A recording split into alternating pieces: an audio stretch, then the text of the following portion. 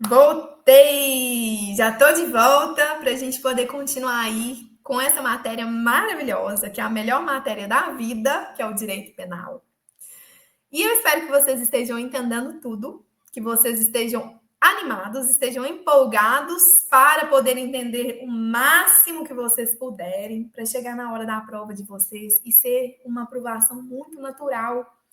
Então, gente, não deixem de estudar, viu? Não deixem a cada final da aula de lerem os artigos que eu indico aqui, de tentarem fazer exercícios que são muito importantes para que vocês possam realmente absorver todo o conteúdo possível. Na última aula, no último bloco, nós vimos toda a parte histórica, né? E hoje nós vamos para a parte principiológica.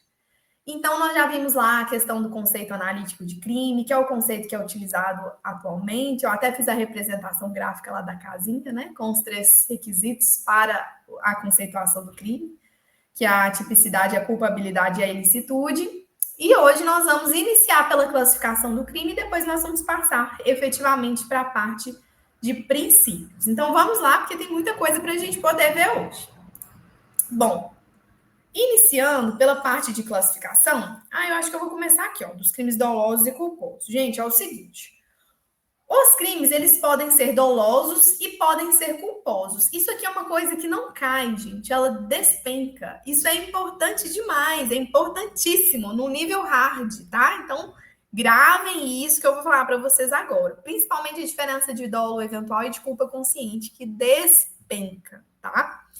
É o seguinte, ó. Crime doloso é aquele que o agente quer um resultado ou então que ele assume um risco de produzir aquele resultado. Então, vamos supor aqui que exista o Carlos, né? Ele está passeando na rua com a sua namorada e vem o João e esbarra no Carlos. O Carlos fica muito bravo com aquilo e fala assim: eu vou matar esse cara, eu vou matar esse rapaz. E saca a arma e desfere tiros contra o João. Nesse caso, o Carlos quis o resultado morte? Sim, ele quis. Então, ele teve um dolo direto. A intenção dele foi diretamente voltada para a morte, tá? Do João.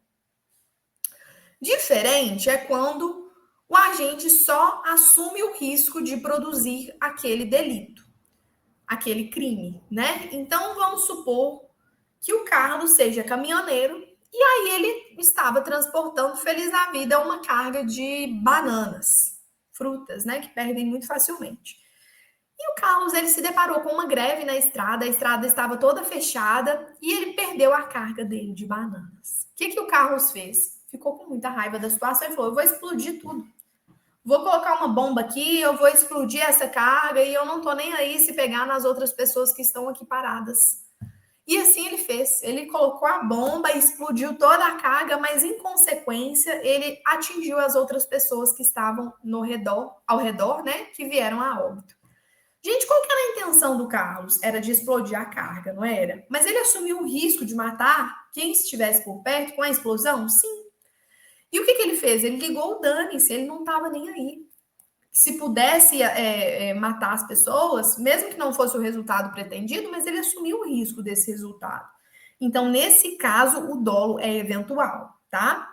Diferente é dos crimes culposos, que se caracterizam quando a gente não queria o resultado, mas ele acontece, seja por uma negligência, uma imprudência ou uma imperícia.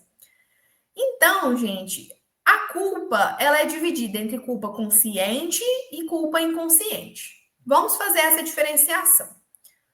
Vamos supor que a Maria, ela adora uma adrenalina e ela estivesse na via pública e ela acredita que por uma perícia que ela tenha com a direção, ela vai conseguir impedir os acidentes, mesmo se ela aumentar a velocidade para 180 km por hora dentro da cidade. E ela acredita fielmente que ela vai conseguir desviar de todos os pedestres. Então, a Maria aumenta a velocidade para 180 km por hora em uma via incompatível com essa velocidade e ela acaba atingindo um pedestre.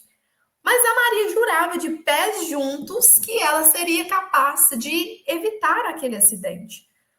Então, ela não desejou o resultado, ela não assumiu o risco com consciência e ligando o dane-se. Ela não queria aquilo. Ela achava, sinceramente, ela confiava em si, ela acreditava que seria capaz de evitar a morte de qualquer pessoa, que aconteceu por um erro de cálculo, infelizmente, né? Ela, infelizmente, errou o cálculo ali na hora de ampliar a curva para poder desviar do pedestre e acabou atingindo. Nesse caso, a Maria queria a morte? Não.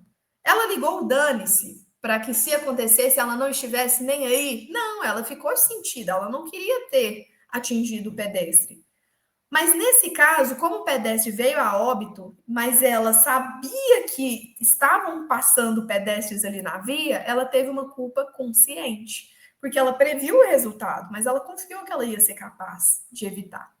Então, vamos pegar o mesmo exemplo da Maria. Vamos colocar a Maria na via pública. Ela adora adrenalina, a via não era compatível com 180 km por hora.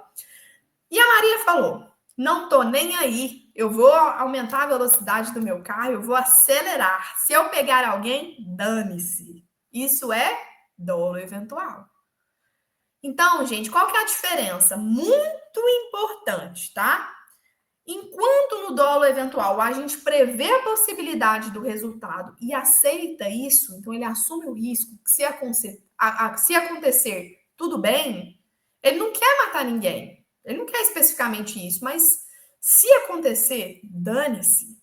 Isso é o dolo eventual, tá? Não tá nem aí caso o resultado aconteça. A culpa consciente, o agente prevê o resultado, mas ele confia que ele vai conseguir evitar. Então, não acontece o resultado por um erro de cálculo. Nesse caso, realmente acontece, então, a culpa consciente. Então, o dolo eventual é uma previsão e uma aceitação, e a culpa consciente é uma previsão, mas uma falsa expectativa de conseguir evitar aquilo, tá? Essa é a diferença mais importante que vocês precisam ter em mente. Então, a gente já falou de dolo direto, dolo eventual, culpa consciente. Então, faltou aí a culpa inconsciente. A culpa inconsciente, gente, é quando realmente existe uma falta de previsão do resultado, né?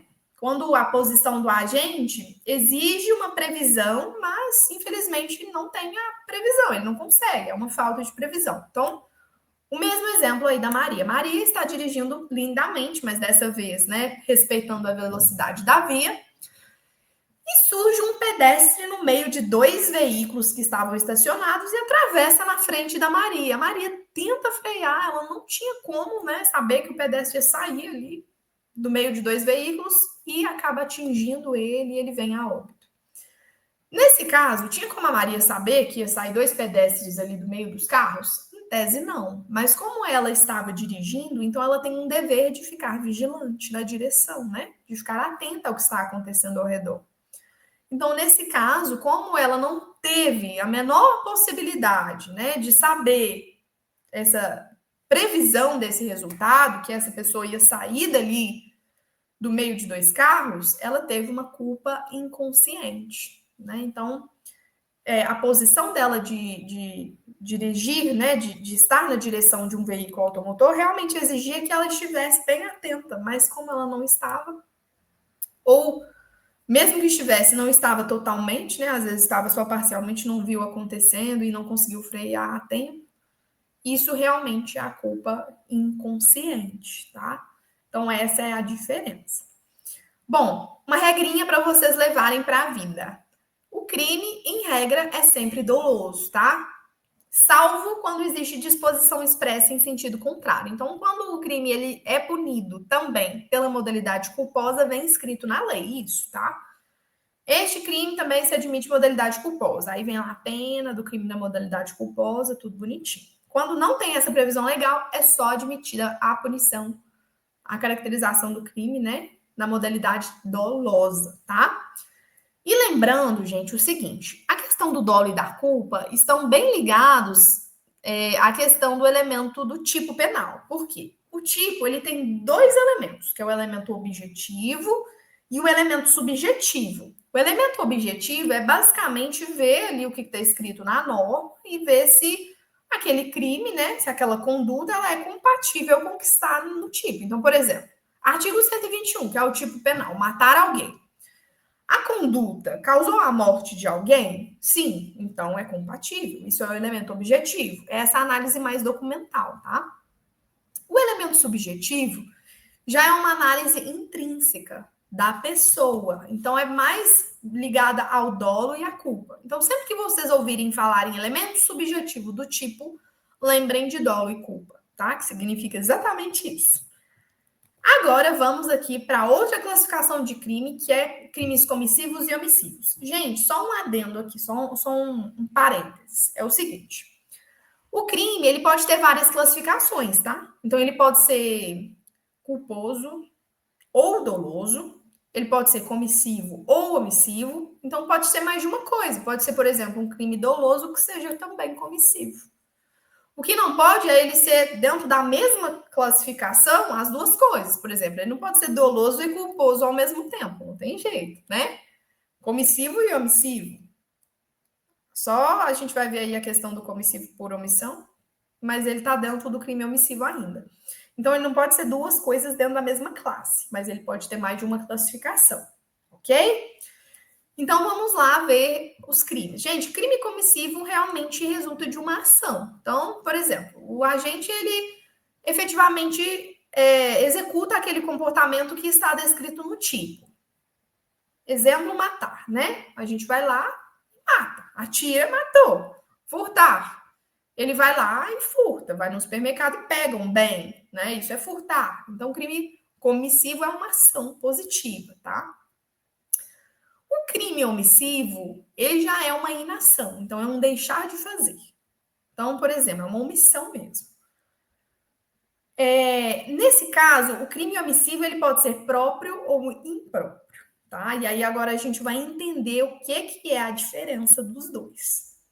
O crime omissivo próprio significa que o tipo penal, o artigo, né, ele descreve a omissão como uma conduta típica. Então, só a omissão já é o crime. Por exemplo, crime de omissão de socorro, que está lá no artigo 135 do Código Penal. Eu até coloquei esse artigo aí.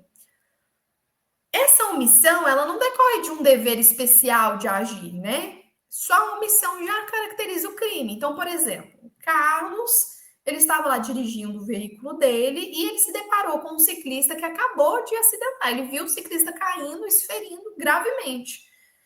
E o ciclista não conseguia levantar, a bicicleta estava por cima dele, ele precisava de ajuda, ele precisava que chamasse um socorro, precisava de uma assistência ali imediata, mas o Carlos simplesmente seguiu viagem e deixou o ciclista para trás. Nesse caso, o Carlos responde sim, pelo crime omissivo próprio, que é justamente o crime de omissão de socorro, que é uma das modalidades, né, de crime omissivo próprio.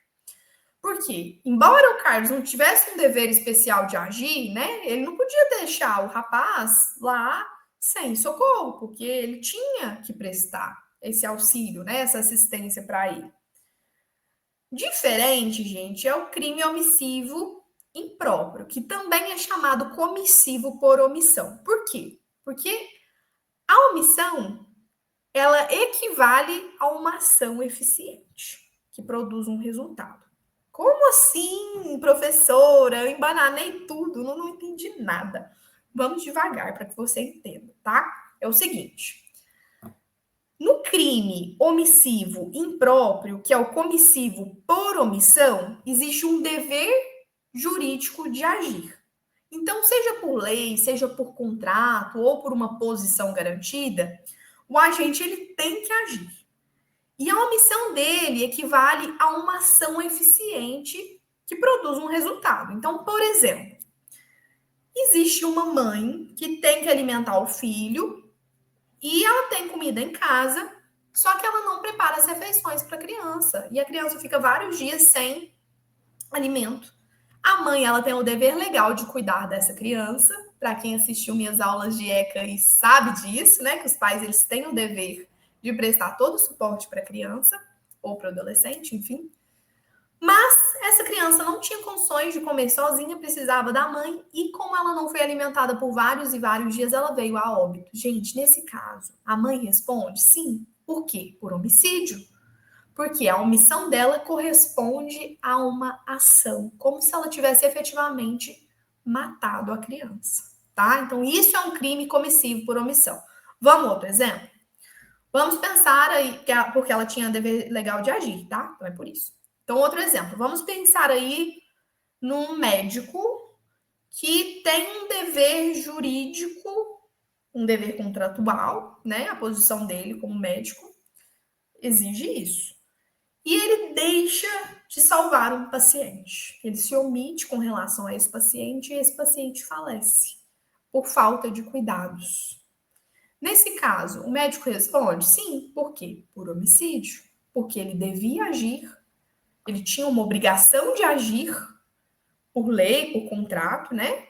E não fez. Nesse caso, a omissão dele configura efetivamente a ação de homicídio, de produzir o resultado homicídio. Então, existe uma equivalência no crime comissivo por omissão, que é a mesma coisa de omissivo impróprio, tá? O omitente, ele responde como se ele tivesse praticado a ação descrita no tipo, como se ele tivesse efetivamente, aqui no caso do homicídio, matado. Essa é a diferença. O crime omissivo próprio, não. O próprio tipo penal já descreve ali a omissão. Então, a diferença é essa. Então, crime comissivo, ação positiva, crime omissivo próprio. Só a omissão configura o crime e crime comissivo por omissão ou omissivo impróprio. O agente, ele tinha um dever jurídico de agir e a omissão equivale à ação descrita no tipo, que produz o resultado aí, a ação que produz o resultado, como no exemplo morte, como se ele tivesse efetivamente matado. Combinado? A próxima parte aqui da classificação é com relação aos crimes materiais, formais e de mera conduta. Gente, o que faz mais diferença aqui, eu acho, são os crimes formais com os de mera conduta, tá? Então, vamos devagarzinho para vocês entenderem. Crime material é bem tranquilo, é aquele que exige um resultado para acontecer. Então, o homicídio exige a morte, o furto exige a subtração. Então, o crime material é muito tranquilo de compreender. Os crimes formais, eles não exigem um resultado naturalístico, basta a conduta. Então, por exemplo, extorsão mediante sequestro. Não precisa de um resultado, basta exigir uma vantagem da vítima, né? Mesmo que, e, obviamente, né, sequestrá-la, mesmo que o agente não receba o dinheiro. Então, por exemplo, o Carlos ele sequestra o Antônio e fica exigindo que o Antônio pague para ele um dinheiro ou que a família do Antônio pague para ele para que ele possa soltar o Antônio. Mesmo que não haja o pagamento, a extorsão mediante sequestro já é efetivada com a simples conduta de sequestrar e extorquir, né, efetivamente, de exigir ali a vantagem indevida. Então, não adianta o resultado de recebimento de vantagem ilícita, independente disso acontecer, o crime é formal. Então, ele não exige o resultado naturalístico, basta a conduta, tá? E o crime de mera conduta, que é uma outra possibilidade, ele não exige um resultado naturalístico nem a produção de um perigo concreto, apenas a ação ou omissão já basta. Então, por exemplo, violação de domicílio, basta entrar na casa e já violou, né, gente? Crime de ato obsceno, basta praticar o ato obsceno, já praticou, não tem o que se falar em resultado, a própria conduta já é o resultado praticamente. Então, só para que vocês compreendam melhor, ó, o crime de mera conduta é aquele, então, que a lei só proíbe a ação ou omissão. Não exige nenhum resultado. O simples ato de fazer ou deixar de fazer já faz o crime, já completa o crime. Outro exemplo aqui que a gente pode citar é dirigir sem habilitação. Ele não importa, não tem relevância se houve o acidente ou não, nesse caso aí. O simples fato de o agente dirigir sem o documento habilitação já equivale à consumação do crime, é um crime de mera conduta. Mesma coisa da violação de domicílio, ato obsceno, o simples fato de fazer aquilo já é o crime. O crime formal, por sua vez, é aquele que a lei descreve um resultado, mas não é necessário que esse resultado aconteça para completar o crime. Então, existe um resultado previsto na lei. A diferença é essa. Mas, mesmo que o resultado não aconteça, sua conduta já caracteriza o crime.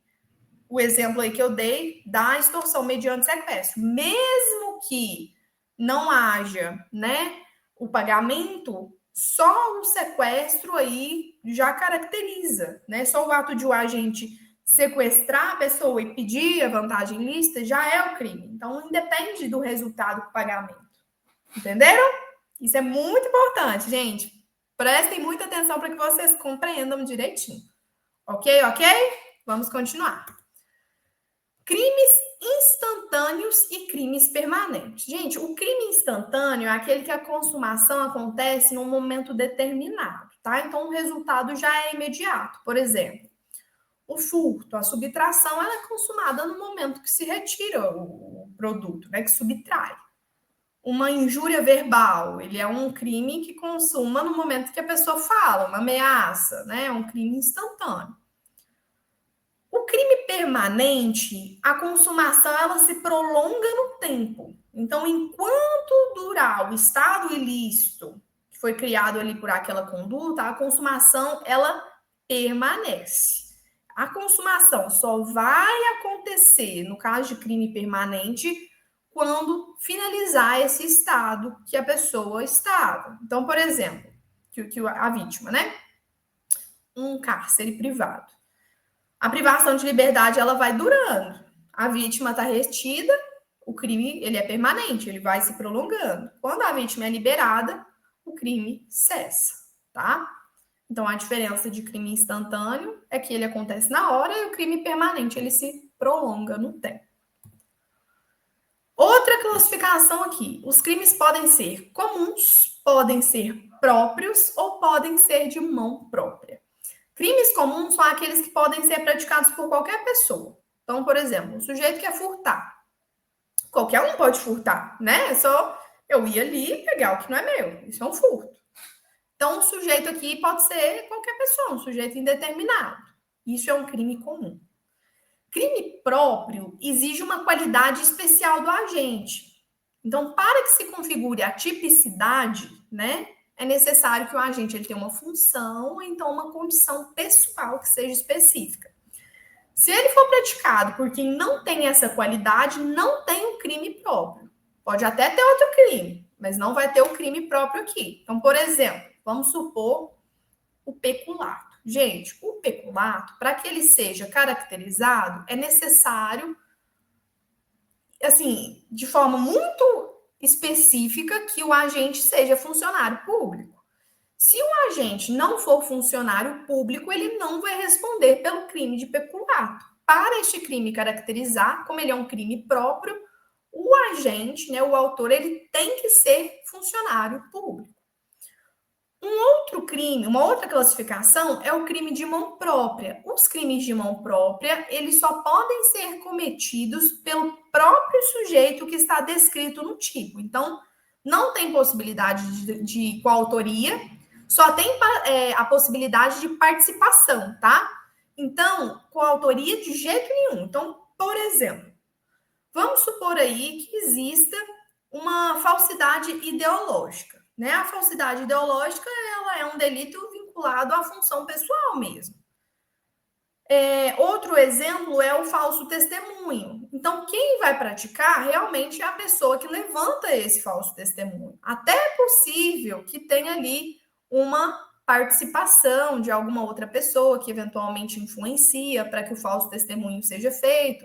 Mas quem vai fornecer, né, a falsidade ideológica, quem vai fazer a falsidade ideológica ou quem vai fazer o falso testemunho, levantar o falso testemunho, realmente é aquele próprio sujeito, a própria pessoa, né?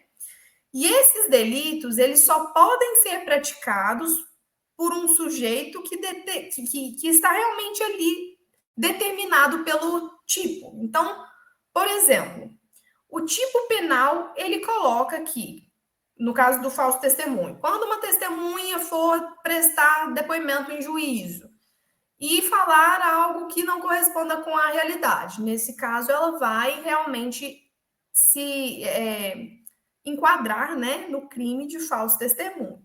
Tem como uma testemunha influenciar a outra? Ou o réu influenciar uma testemunha? Sim. Mas vai ter uma coautoria? Não, porque eles não vão fazer juntos. Pode ter uma participação, mas uma coautoria não. Então, a diferença é essa.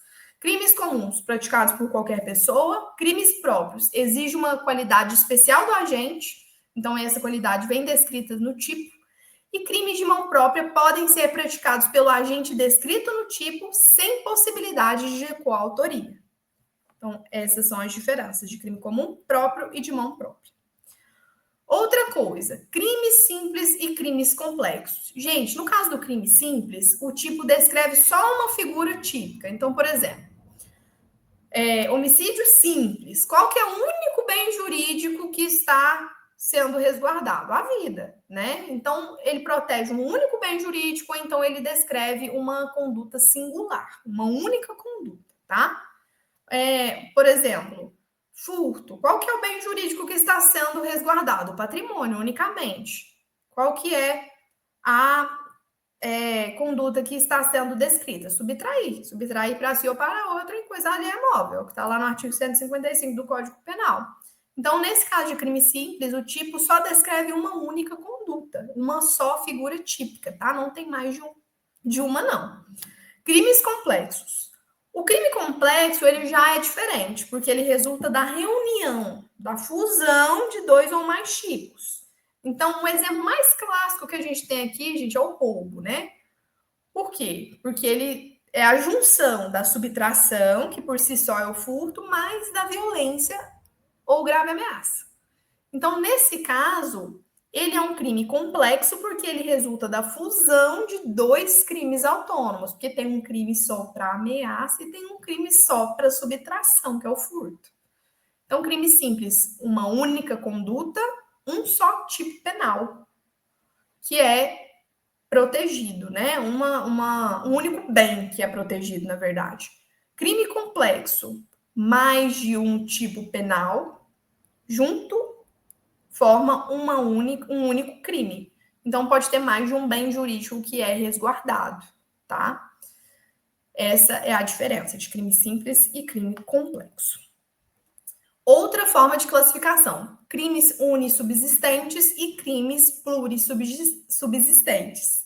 Gente, o crime que é unissubsistente, ele consuma com um único ato, tá? Então, ele não admite um fracionamento da atividade. E, em regra, não admite nem tentativa. Então, por que isso acontece? Porque não é possível fracionar a conduta. Por exemplo, injúria verbal. Como que você vai fazer um meio xingamento? Não tem jeito, né, gente? Ameaça. Como que você vai fazer uma meia ameaça? Impossível. Ou ameaça inteiramente ou não ameaça. Então, o único ato já pratica o crime. Isso é um crime unissubsistente. O crime plurissubsistente, ele exige mais de um ato para sua consumação. Então, realmente é uma pluralidade, viu, de atos executórios que integram o tipo penal. Normalmente aqui já admite a tentativa, e é muito importante que a gente consiga entender essa diferença. Um único ato, crime unissubsistente. Mais de um ato, crime plurissubsistente. Combinado? Eu coloquei os exemplos aqui de crime plurissubsistente. Disparar, atingir para causar a morte. Então, realmente exige mais de uma coisa. Não basta disparar, né? Tem que pegar na vítima. A vítima tem que falecer para que gere o resultado, morte. Se alguma dessas coisas não acontecerem, não caracteriza o crime, homicídio que foi consumado, né? Não acontece. Então, exige mais de uma conduta. Então, o crime pode ser unissubsistente ou plurissubsistente.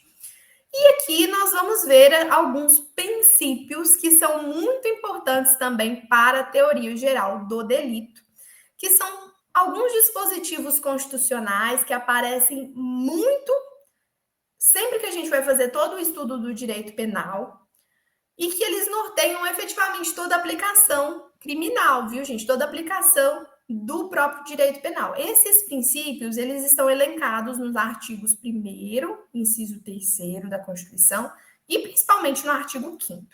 Eu vou deixar a análise pormenorizada de cada princípio para o próximo bloco, porque esse já está completando aí o nosso horário.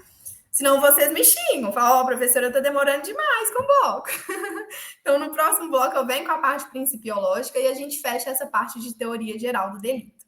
Combinado? E já passa para a teoria da pena, para a gente já poder ir evoluindo com a matéria.